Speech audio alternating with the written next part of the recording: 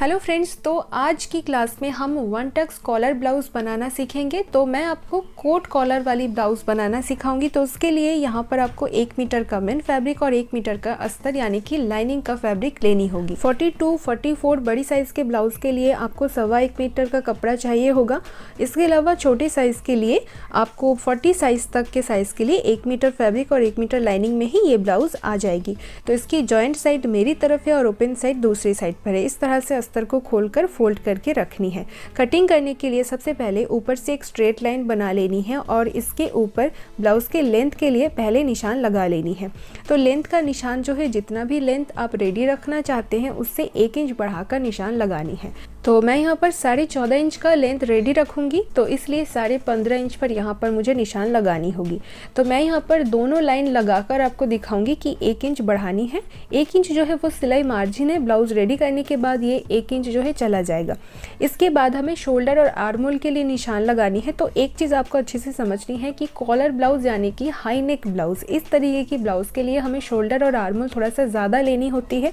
Shoulder और arm hole ये थोड़ा सा हमें लूज़ पहनना होता है, ठीक है। तो यहाँ पर आपको 40 साइज़ तक के ब्लाउज़ के लिए 7 इंच या फिर 7.25 इंच का शोल्डर लेनी है और उससे ज़्यादा यानी कि 42, 44 उसके लिए आपको 8 इंच तक का शोल्डर लेनी है। 7.25 इंच यानी कि 7.25 इंच। तो 7.25 इंच पर मैंने यहाँ पर निशान लगाया, दोनों निशान, और इस लाइन को ड्रॉ कर लिया। अब यहाँ पर आर्म होल लेनी है, जितना आपने शोल्डर लिया है उससे थोड़ा सा बढ़ाकर। तो यहाँ पर मैं 7.5 इंच पर निशान लगा लिया है आर्म होल के लिए। तो 7.5 इंच पर आर्म होल लिया है और 7.25 इंच का शोल्डर लिया है। अब इस तरह से लाइन मैंने ड्रॉ कर लिया है। देन ये मैं बैक पार्ट की कटिंग कर रही हूँ, तो उसके हिसाब से यहाँ से 1.5 इंच पर एक निशान लगानी है। बैक पार्ट में 1.5 इंच ऊपर से हमें आर्म होल की गुलाई देनी होती है। तो गुलाई देने से पहले हमें चेस्ट और कमर के लिए निशान लगा लेनी है। जितना भी आपका चेस्ट होगा उसकी 4th पार्ट, चेस्ट का जो टोटल है उसे 4 से डिवाइडेड कर लेनी है और उसका 4th पार्ट जितना आएगा उस पर निशान लगानी है। यहाँ पर मेरा चेस्ट है 38 इंच, उसका 4th पार्ट होगी 9.5 इंच, और कमर है मेरा 30 इंच, उसका 4th पार्ट होगी 7.5 इंच। तो ये जो दो मैंने निशान लगाया है, ये दो निशान हमारी फिटिंग्स का निशान है। यहाँ पर मैंने अभी तक कोई एक्स्ट्रा लूजिंग या फिर मार्जिन नहीं लिया है। फिटिंग्स का मेज़रमेंट ये है। अब यहाँ पर देखिए हमें गुलाई लगानी है आर्म होल में, तो इस लाइन का हमें हाफ कर लेनी है। इस तरह से टेप को फोल्ड करके हाफ करके एक निशान यहाँ पर लगानी है इस तरह से, और इसके बाद हम तीनों निशान को मिला देंगे। चेस्ट की जो 4th पार्ट वाली मार्किंग है और ये देखिए 1.5 इंच ऊपर का जो मार्किंग है, इन तीनों निशान को मिलाकर इस तरह से आर्म होल की गुलाई देनी है। तो आप इसको हाथ से जब करेंगे तो इसी तरीके से कीजिए। इसके अलावा फ्रेंच कर्व की यूज़ करके आप इस निशान को आसानी से ड्रॉ कर सकते हैं इस तरह से, ठीक है। तो अब हमें यहाँ पर साइड पर एक्स्ट्रा मार्जिन के लिए लेनी है। तो यहाँ पर ब्लाउज़ में आप कितने इंच का मार्जिन ले सकते हैं, देखिए आप यहाँ पर 1 इंच का मार्जिन भी ले सकते हैं, 1.5 इंच का सिलाई मार्जिन भी ले सकते हैं, या फिर 2 इंच, मतलब 1 से 2 इंच तक का सिलाई मार्जिन ले सकते हैं। लेकिन कभी कभी हमें कपड़ा थोड़ा सा बचाना होता है, तो इसीलिए यहाँ पर आप 1 या 1.5 इंच का सिलाई मार्जिन लीजिए, उससे ज़्यादा लेने की ज़रूरत नहीं होगी। तो यहाँ पर मैं 1 इंच सिलाई मार्जिन जो है रख रही हूँ। कॉलर ब्लाउज़ पे कपड़ा हमें थोड़ा सा ज़्यादा ही चाहिए होता है, तो सिर्फ 1 इंच का सिलाई मार्जिन में रख रही हूँ इस तरह से। तो एक चीज़, ये बैक पार्ट है, तो यहाँ पर हमें नीचे से कमर वाली लाइन से 1 इंच और एक्स्ट्रा लेनी है, क्योंकि यहाँ पर हमें बैक और फ्रंट पार्ट दोनों में ही टक्स पॉइंट की सिलाई लगानी होगी और उसमें जो है 1 इंच एक्स्ट्रा लगेगी। तो इसीलिए नीचे कमर की लाइन पर हमें 2 इंच एक्स्ट्रा लेनी होगी और चेस्ट में 1 इंच एक्स्ट्रा। इसी तरीके से मैंने एक्स्ट्रा मार्जिन ले लिया है और पहला जो लाइन है उसे मैंने कट कर लिया है, क्योंकि वहाँ से कटिंग नहीं करनी है। आप भी इसी तरीके से कट कीजिए। तो अब यहाँ पर टक्स पॉइंट के लिए नीचे से चौड़ाई जो है 4 इंच रखनी है। ये बैक पार्ट है तो उसके हिसाब से आपको इसी तरीके से लगानी है। 4 इंच की चौड़ाई रखनी है। देखिए यहाँ पर नीचे 4 इंच और ऊपर भी एक 4 इंच का चौड़ाई हमें यहाँ पर एक दोनों निशान लगानी है। और इसके बाद हमें लेंथ लेनी है 5 इंच की। हाई नेक ब्लाउज़ के लिए 5 इंच लगाइए और डीप नेक ब्लाउज़ के लिए 4.5 इंच पर लगाइए।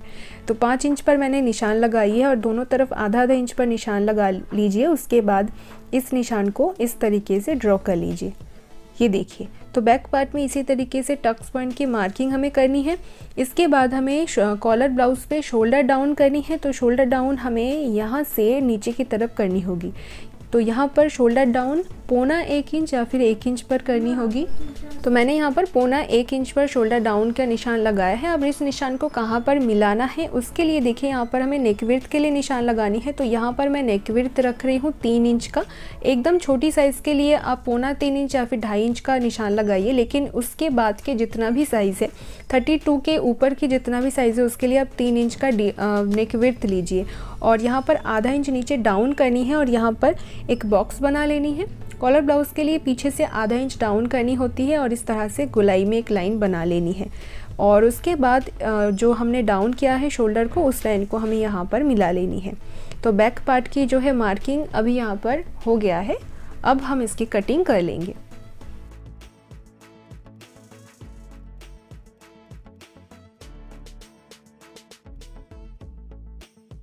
तो कटिंग करने के बाद अब हम फ्रंट पार्ट की कटिंग करेंगे। तो फ्रंट को हमें कपड़े की खुली वाली साइड के तरफ से कटिंग करनी है। तो देखिए यहाँ पर जो लाइनिंग यानी कि अस्तर है उसे मैंने इस तरह से फोल्ड करके दोनों पार्ट आ रहा है, यानी कि ये वाली साइड कपड़े की खुली वाली साइड है। तो इसके ऊपर हमें बैक पार्ट को रखनी है और उसके हिसाब से फ्रंट की कटिंग करनी है। पहले यहाँ पर बैक पार्ट को रखनी है और दोनों निशान लगानी है और दोनों निशान को हमें स्ट्रेट कर लेनी है। इससे हमें एक अंदाज़ा हो जाएगी कि कहाँ तक हमारी बैक पार्ट आएगी। तो दोनों निशान हमने लगा लिया है। अब यहाँ से हम 1.5 इंच अंदर की तरफ 3-4 निशान लगा लेंगे। ये स्पेशली कोट कॉलर ब्लाउज़ के लिए ही करना होता है। 1.5 इंच पर निशान मैंने लगाने के बाद इस सारे निशान को इस तरह से स्ट्रेट करके मिला लेनी है। ठीक है, मिलाने के बाद अब हम यहाँ पर बैक पार्ट को उठाकर रखेंगे। तो देखिए जो नेक वाली साइड है वो हमारी लाइन की तरफ आ रहा है, ठीक है, और आर्मोल वाली साइड वो उस तरफ है। इस चीज़ को मिलाकर देखकर आप इससे रखिए और अब हमें यहाँ पर बैक पार्ट जैसा है एज इट इज़ निशान को हमें नीचे के कपड़े के ऊपर उठा लेनी है। तो वन टक्स ब्लाउज़ बहुत ही आसान तरीके से कटिंग किया जाता है, तो वही तरीका मैं आपको दिखा रही हूँ। यहाँ पर बैक और फ्रंट पार्ट की जो साइज़ होती है वो बिल्कुल सेम होती है। सिर्फ यहाँ पर हम कोट कॉलर बना रहे हैं, इसीलिए फ्रंट को मैंने सामने से 1.5 इंच बढ़ाया है। तो देखिए अब हमें ये 1.5 इंच वाली लाइन को छोड़कर नेक विड्थ 3 इंच पर निशान लगाना है, जैसे हमने बैक में किया था। और फ्रंट का लेंथ आपको 3.5 इंच से 4 इंच तक में लेनी है। 3.5 इंच पर मैंने निशान लगाया है, आप चाहे तो 4 इंच भी ले सकते हैं।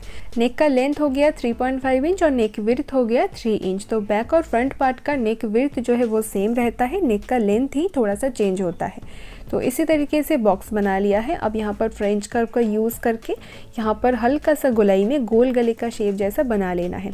तो देखिए इस तरह से जो 1.5 इंच अंदर हमने एक्स्ट्रा लिया था वहाँ तक इस लाइन को ड्रॉ कर लेनी है इस तरह से। अब आर्म होल में हमें थोड़ा सा चेंजेस करनी है, तो उसके लिए जितना आर्म होल और जितना शोल्डर लिया है आपने उसका एक बार फिर से निशान लगानी है।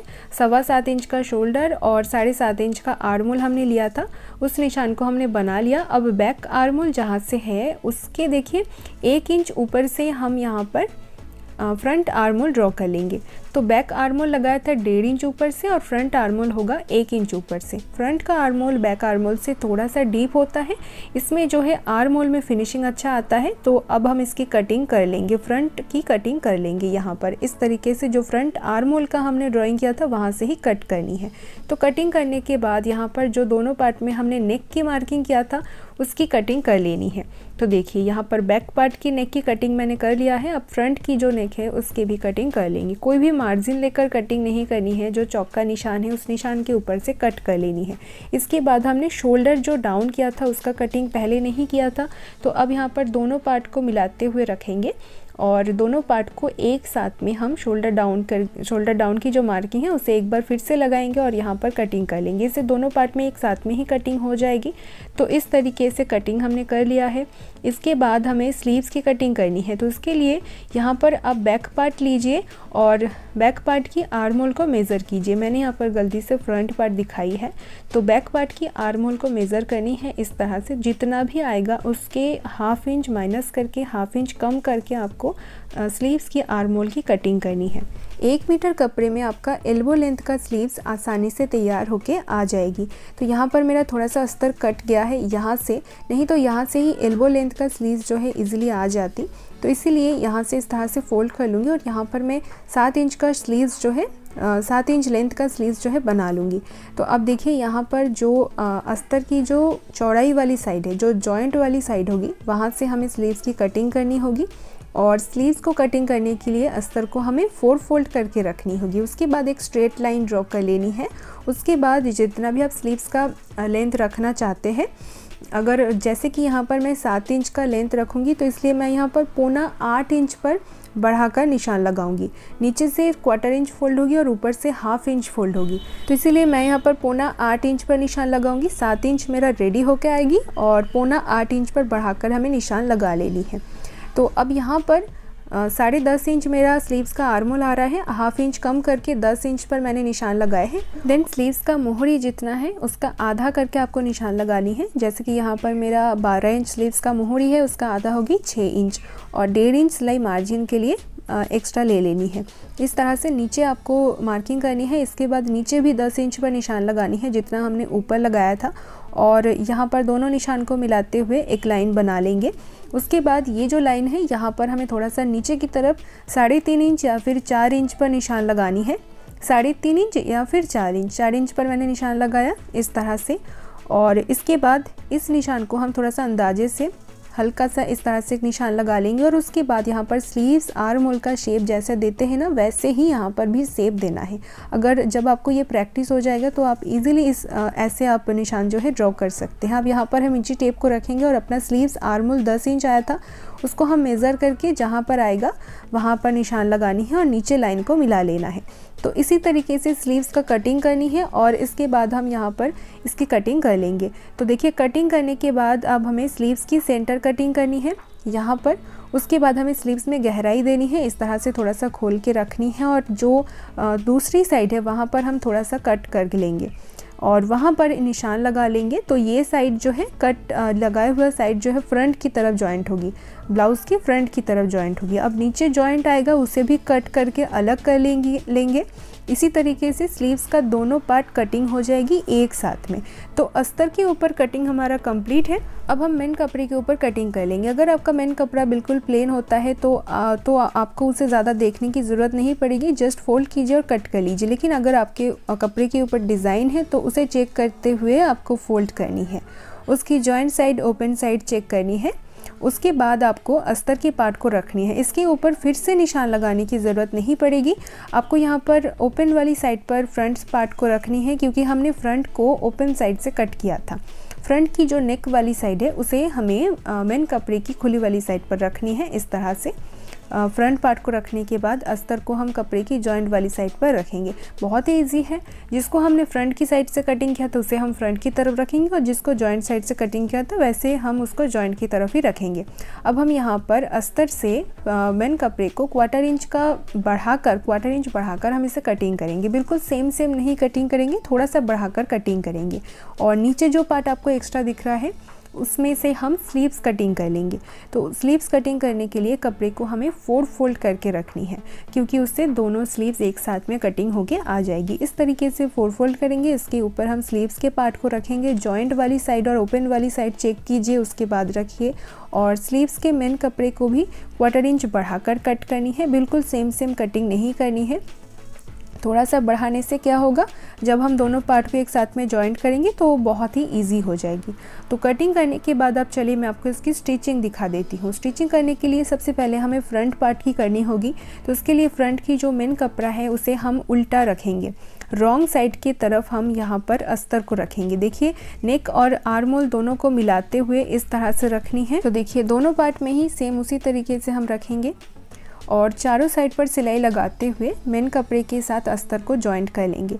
तो फ्रंट की दोनों पार्ट को पहले आप इस तरीके से रखकर चेक कर लीजिए और उसके बाद बैक पार्ट को लीजिए। बैक पार्ट की भी जो मेन पार्ट है उसकी उल्टी साइड पर हमें अस्तर को रखनी है और चारों साइड पर सिलाई लगा लेनी है। तो देखिए यहाँ पर सिलाई भी बहुत ही फिनिशिंग से लगानी है। एक हाथ आपके कपड़े के ऊपर रहेगी, अच्छे से फिनिशिंग से सिलाई लगानी है जिससे कि दोनों पार्ट के अंदर कोई भी खिंचाव वगैरह ना आए। फिनिशिंग रहे सिलाई लगाने के बाद भी। अस्तर के साथ मेन कपड़े को जॉइन करने के बाद अब जो मेन कपड़ा थोड़ा सा एक्स्ट्रा हो रहा है, जो हमने पहले ही कटिंग के टाइम पर एक्स्ट्रा लिया था, उसे हम कट करके अस्तर से बराबर कर लेंगे इसी तरीके से। तो इसके बाद हम फ्रंट पार्ट में सिलाई लगा लेंगे। तो देख सकते हैं बैक पार्ट में फिनिशिंग कितनी अच्छी तरीके से आ गई है। तो इसी तरीके से फ्रंट पार्ट की सिलाई भी मैं लगा लूँगी।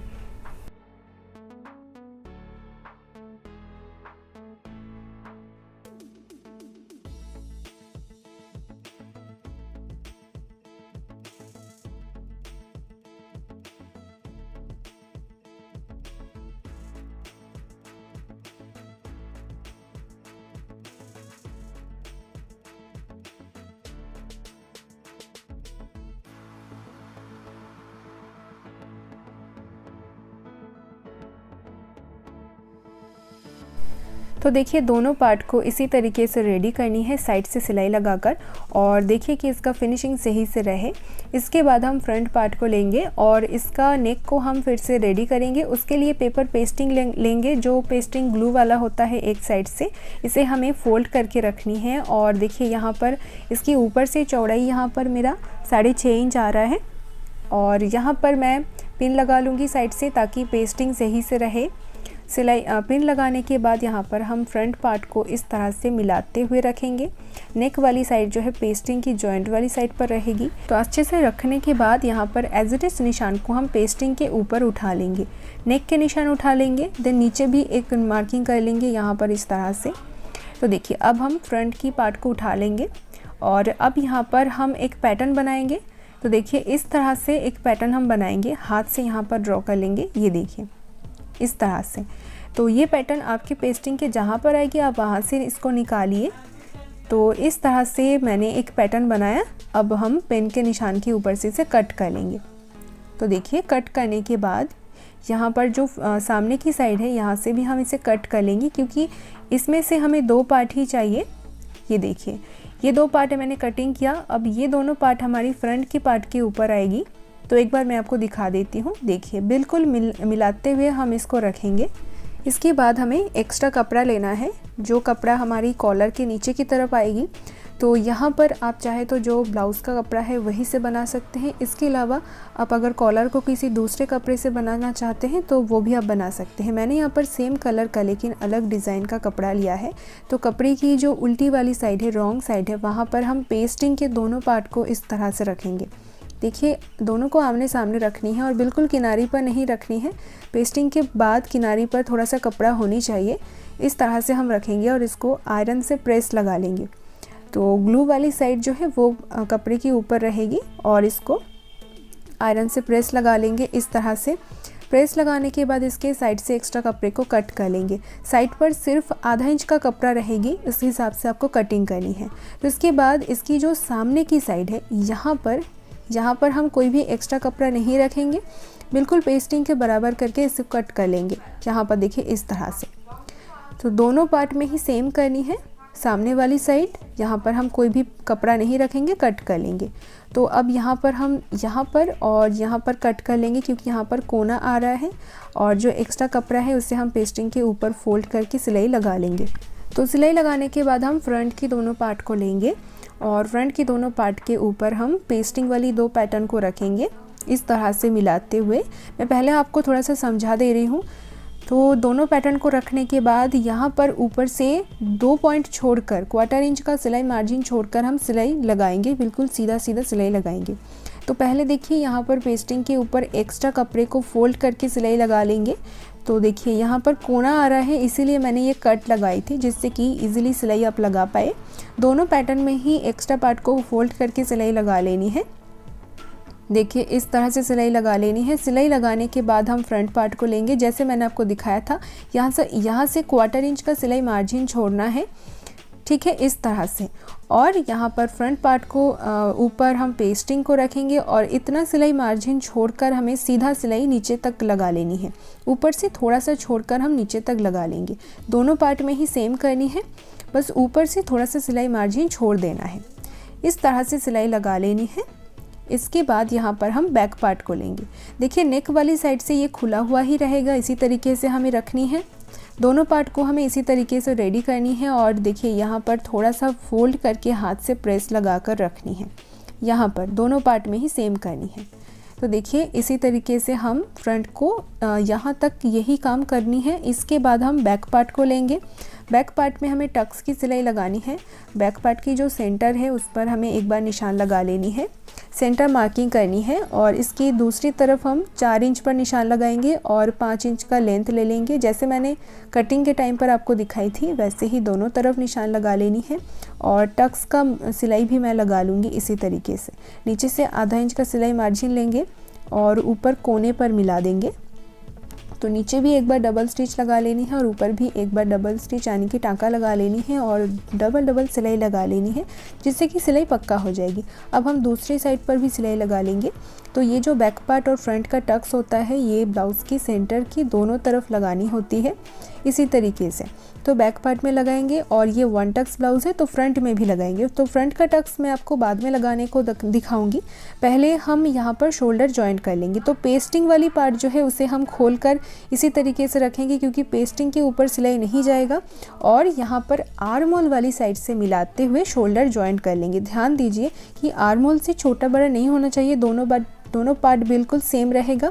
आर्म होल में मिलाते हुए यहाँ पर शोल्डर जॉइंट कर लेंगे। अगर सामने नेक वाली साइड से कोई भी पार्ट बड़ा हो रहा है तो आप उसे कट कर दीजिए, लेकिन आर्म होल में मिलाते हुए आप शोल्डर को जॉइंट कर लीजिए। तो इसी तरीके से शोल्डर जॉइंट मैंने कर लिया है। तो देखिए शोल्डर जॉइंट करने के बाद और पीछे मैंने टक्स भी लगा लिया है बैक पार्ट में। तो देखिए इसी तरीके से दोनों पार्ट अभी तक यहाँ तक रेडी करनी है और सामने हमने 1.5 इंच एक्स्ट्रा लिया था तो फ्रंट की दोनों पार्ट एक के ऊपर एक इसी तरीके से आएगी। ठीक है, अब हम यहाँ पर कॉलर कटिंग करेंगे तो उसके लिए एक हमें निशान लगानी है।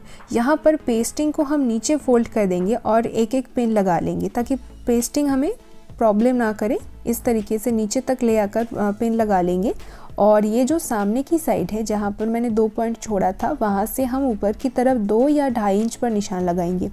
2 या फिर 2.5 यानी कि 2.5 इंच कोई भी निशान आप लगाइए। 2 इंच या फिर 2.5 इंच पर निशान लगाइए तो एक निशान से दूसरे निशान तक हमारी कॉलर अटैच होगी। ठीक है, तो यहाँ पर हम इस तरीके से ब्लाउज़ को पकड़ेंगे, इसे फोल्ड करके रखेंगे और जो निशान मैंने लगाए हैं वहाँ से हम इंची टेप को रखेंगे। ये देखिए यहाँ से हम इंची टेप को रखेंगे और कॉलर की लेंथ निकालेंगे। इंची टेप को रखने के बाद इसको हम धीरे धीरे से घुमाएंगे और देखिए 7 इंच का कॉलर का लेंथ आ रहा है। अगर मैं इधर से रखूँगी टेप को, इधर तक मेज़र करूँगी तो भी ये 7 इंच ही आएगा। तो जितना भी लेंथ आएगा उसी लेंथ पर हम कॉलर की कटिंग करेंगे। तो उसके लिए मैंने ये पेपर पेस्टिंग लिया है फिर से और पेस्टिंग को हमें डबल फोल्ड करके रखनी है क्योंकि ब्लाउज़ भी हमारा फोल्ड था तो इसीलिए पेस्टिंग को भी फोल्ड करके रखनी है। साइड में हमें एक पिन लगा लेनी है। देन पेस्टिंग के नीचे की साइड से एक स्ट्रेट लाइन ड्रॉ कर लेनी है स्केल की मदद से। इस तरह से कॉलर की कटिंग मैं आपको दिखा रही हूँ, बहुत ही अच्छे से आप देख लीजिए इसे। एक स्ट्रेट लाइन ड्रॉ करने के बाद हम इस लाइन के ऊपर कॉलर की चौड़ाई रखेंगे 4 इंच। 4 इंच ऊपर हम निशान लगाएंगे। ये होगी हमारी कॉलर की चौड़ाई। 3-4 निशान लगाने के बाद सारे निशान को मिलाते हुए एक स्केल से लाइन को ड्रॉ कर लीजिए। अब यहाँ पर कॉलर का लेंथ आया था 7 इंच, लेकिन यहाँ पर हम 7 से 1-2 पॉइंट ज़्यादा लेकर हम निशान लगाएंगे क्योंकि जब हम पेस्टिंग को आयरन से प्रेस लगाएंगे ना तो थोड़ा सा ये कम हो जाता है। इसीलिए 1-2 पॉइंट ज़्यादा करके आप निशान जो है लगाइए। यही हमारी कॉलर की लेंथ है। तो दोनों लाइन पर मैंने निशान लगाया और लाइन को मैंने मिला दिया। अब यहाँ पर मैं 1.25 इंच पर निशान लगाइए या फिर 1.5 इंच पर निशान लगाइए। 1.25 इंच यानी कि 1.25 इंच और इधर से आपको 3.5 इंच पर निशान लगानी है यानी कि 3.5 इंच। ठीक है, और यहाँ पर फ्रेंच कर्व लेनी है। फ्रेंच कर्व की मदद से यहाँ पर हमें हल्का सा गोलाई में इस दोनों निशान को मिलाना है। ठीक है, और देखिए अगर मैं यहाँ पर 1.5 इंच पर निशान लगाती तो यहाँ पर देखिए ये लाइन जो है इस तरह से आ जाती। दोनों पर ही आप निशान जो है लगा सकती है। तो ये देखिए, तो यहाँ पर हम फिर से इंची टेप को रखेंगे और जहाँ पर हमारा कॉलर का लेंथ आया था 7 इंच, वो जहाँ पर आएगा वहाँ पर हम निशान को फिर से एक बार उठा लेंगे और इस निशान को हम ऊपर लाइन पर मिला देंगे इस तरह से। और उसके बाद यहाँ पर हम 1/4 इंच नीचे एक निशान लगाएंगे और इस निशान को हल्का सा ऊपर में इस तरह से मिलाते हुए एक शेप दे देंगे। इसमें जो है कॉलर बहुत ही अच्छी तरीके से तैयार होती है। इसी तरीके से आप कटिंग कर लीजिए। कॉलर की 1.5 इंच हमने यहाँ ऊपर लिया है, यहाँ से 3.5 इंच लिया है और यहाँ पर 0.25 इंच मैंने डाउन किया है। इसी तरीके से आप इसका स्क्रीनशॉट भी ले सकते हैं और इसके बाद यहाँ पर मैं इसकी कटिंग कर लूँगी। तो देखिए इसी तरीके से कटिंग आपको कर लेनी है। इसके बाद मैं थोड़ा सा नीचे की तरफ एरो बना रही हूँ। एरो वाली साइड जो है हमारी कॉलर की नीचे की साइड है, जो साइड ब्लाउज़ के साथ अटैच होगी, जिस साइड पर जो है सिलाई आएगी। तो यहाँ पर हमने कॉलर की कटिंग कर लिया है। अब हम यहाँ पर कपड़ा लेंगे, तो वही सेम कपड़ा मैंने लिया है, इसको मैं डबल फोल्ड करके रखूँगी। इसकी जो रॉन्ग साइड है, उल्टी साइड है, वहाँ पर मैं पेस्टिंग को रखूँगी। अभी यहाँ पर आपको पेस्टिंग की नीचे की साइड देखने की ज़रूरत नहीं है, आप जस्ट कपड़े की डिज़ाइन को देखिए और पेस्टिंग को इसी तरीके से रखिए। इसके बाद आयरन से प्रेस लगाकर कपड़े के साथ अटैच कर लेनी है। अच्छे से आप प्रेस लगाइए और कपड़े के साथ अटैच कर लीजिए। इसके बाद हमें पेस्टिंग के बाहर एक्स्ट्रा कपड़े को कट करके निकाल देनी है। आधा इंच का कपड़ा रखिए और बाकी एक्स्ट्रा कपड़े को कट करके निकाल देनी है। तो देखिए यहाँ पर सीधी साइड अंदर की तरफ रहेगी। अब यहाँ पर जो नीचे वाली साइड है वहाँ पर हमें कोई भी कपड़ा नहीं रखना है, बिल्कुल पेस्टिंग के बराबर करके कट कर लेनी है और बाकी तीनों साइड पर हम सिलाई लगाएंगे। तो अब देखिए मैं आपको एक चीज़ बता देती हूँ कि जो सिलाई जाएगा वो बिल्कुल पेस्टिंग के पास से जाएगा, लेकिन पेस्टिंग के ऊपर सिलाई नहीं जाएगा।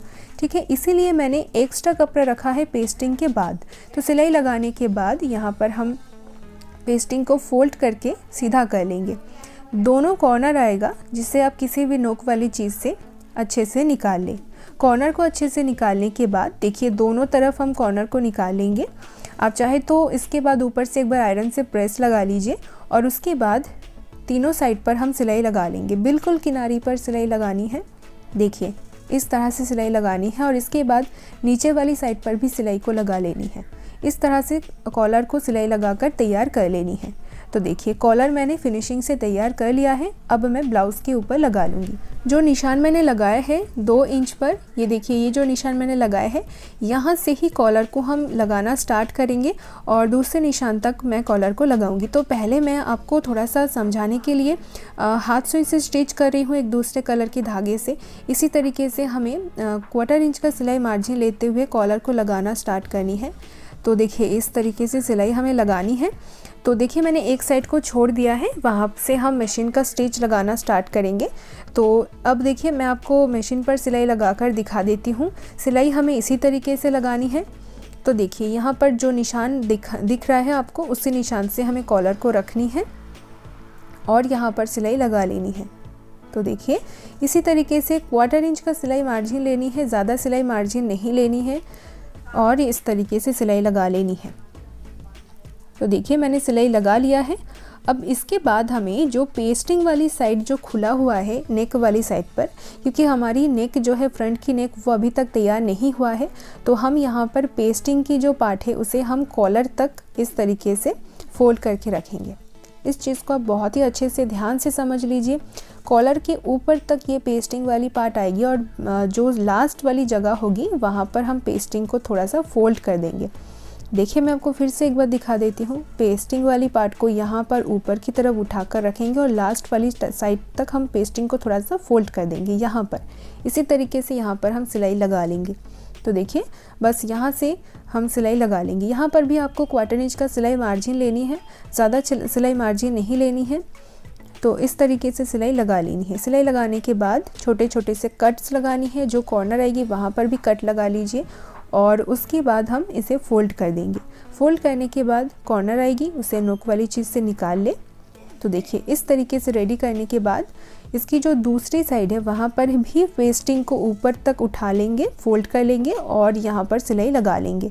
तो इससे जो है कॉलर के साथ फ्रंट की नेक एक साथ में ही तैयार हो जाएगी। अब कॉलर की एक साइड जो है वो तैयार नहीं होगा, वो बिल्कुल खुला हुआ रहेगा, वहाँ पर आपको इंटरलॉक कर लेनी है। ठीक है, अब देखिए यहाँ पर ब्लाउज़ को मैं कैसे फ़ोल्ड कर रही हूँ। यहाँ पर इस तरीके से नेक जो है फ्रंट की हमारी तैयार हो गई है। तो दोनों पार्ट के जो फ्रंट की दोनों पार्ट है वो एक दूसरे के ऊपर आएगी और ऊपर से हम इन दोनों पैटर्न को इस तरीके से फोल्ड करेंगे। यहाँ पर देखिए फोल्ड करने के बाद अंदर जो हमने दूसरे डिज़ाइन का कपड़ा लिया था वो बाहर से विजिबल हो जाएगी इसी तरीके से। और ऊपर कॉलर को भी हम फोल्ड कर देंगे इस तरीके से। यहाँ पर जब आप फोल्ड करेंगी कॉलर, कोट कॉलर की जो नीचे की पैटर्न है उसे आप अपने हिसाब से गले को डीप या छोटा बना सकते हैं। अपने हिसाब से आप गले को छोटा या बड़ा बनाइए इसी तरीके से। तो नीचे मैंने एक पेपर रख लिया है जिससे कि कॉलर का शेप आपको अच्छे से दिखाई देगा। ये देखिए, आप चाहे तो कॉलर का कपड़ा जो है बिल्कुल कॉन्ट्रास्ट में भी ले सकते हैं। और देखिए यहाँ पर आपको हुक और आई की पट्टी लगाने की ज़रूरत नहीं है। यहाँ पर थोड़ा सा अंदर की तरफ आपको हुक लगा लेनी है। 3 4 5 जितना भी आप हुक लगाना चाहते हैं लगाइए और दूसरी तरफ आई बना लीजिए। और हुक आपको बिल्कुल किनारे पर नहीं, थोड़ा सा अंदर की तरफ लगानी है जिसमें फिनिशिंग अच्छा आता है। तो इस तरीके से हुक और आई लगा लेनी है। अभी के लिए मैं आपको पिन लगा कर दिखा देती हूँ। ये देखिए, इसी तरीके से पिन जैसे मैं लगा रही हूँ वैसे ही अंदर की तरफ आपको हुक लगानी है। और ये देखिए, ये कॉलर हमारा इसी तरीके से रेडी होगी। तो ये जो थोड़ा सा ये वाला जगह है वहाँ पर आपको इंटरलॉक कर लेनी है। तो और ये जो साइड है यहाँ पर आप तुरपाई कर लीजिए।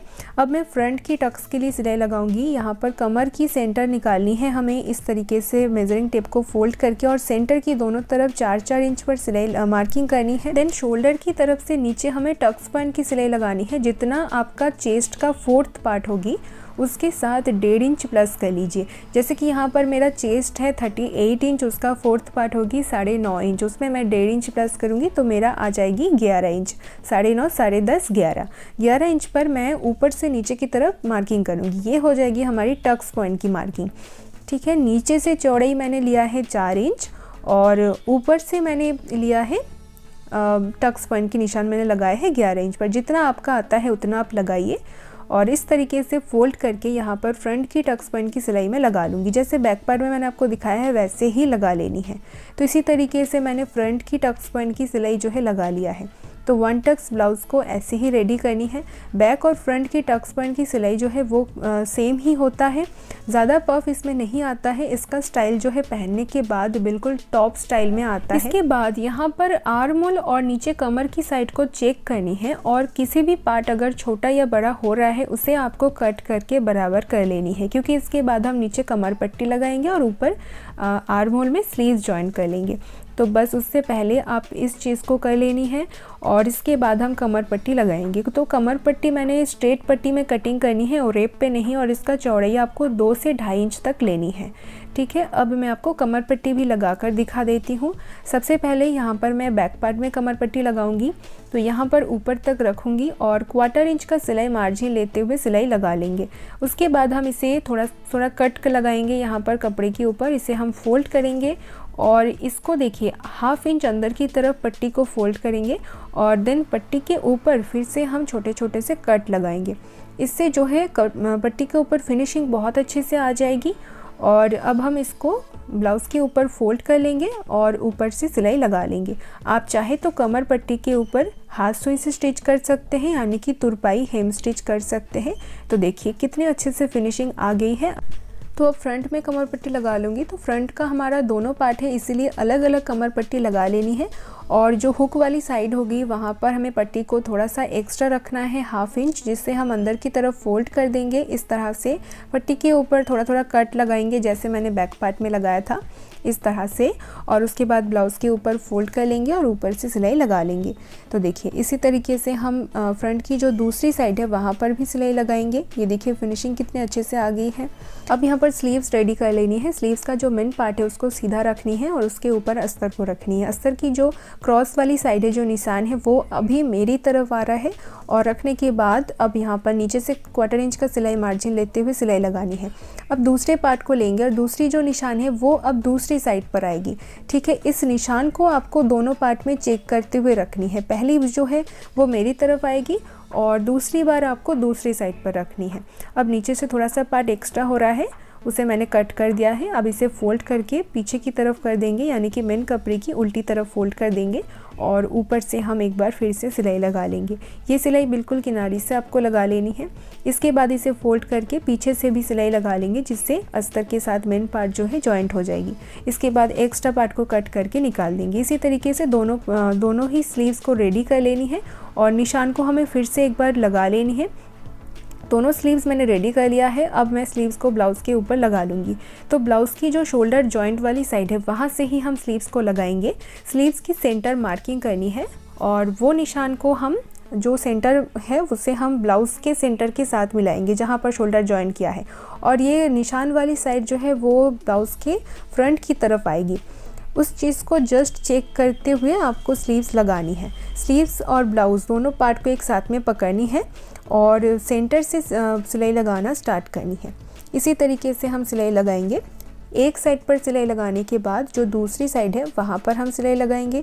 दोनों पार्ट को एक साथ में लेकर हम इसे उल्टी तरफ फोल्ड कर लेंगे और यहाँ पर देखिए फिर से सिलाई लगाएंगे। सिर्फ स्लीव्स और ब्लाउज़ के पार्ट दोनों को एक साथ में पकड़िए और इस तरीके से सिलाई लगाइए। स्लीव्स मैंने लगा लिया है, ये देखिए। अब हम कमर वाली लाइन से दोनों पार्ट को मिलाएंगे और 1/2 इंच का सिलाई मार्जिन लेते हुए एक सिलाई मैं लगा लूँगी। इसके बाद मैं ब्लाउज़ को फिटिंग्स कर लूँगी। तो पहले जो है इस तरीके से एक सिलाई लगा लेनी है, ये देखिए। तो यहाँ पर आप इंटरलॉक कर सकते हैं और अब इसके बाद जो है थोड़ा थोड़ा एक्स्ट्रा कपड़ा होगा उसे आप इस तरीके से कट करके फिनिशिंग दे दीजिए। देन यहाँ से 1.5 इंच पर निशान लगाएंगे अंदर की तरफ, क्योंकि ये हमने कटिंग के टाइम पर एक्स्ट्रा लिया था।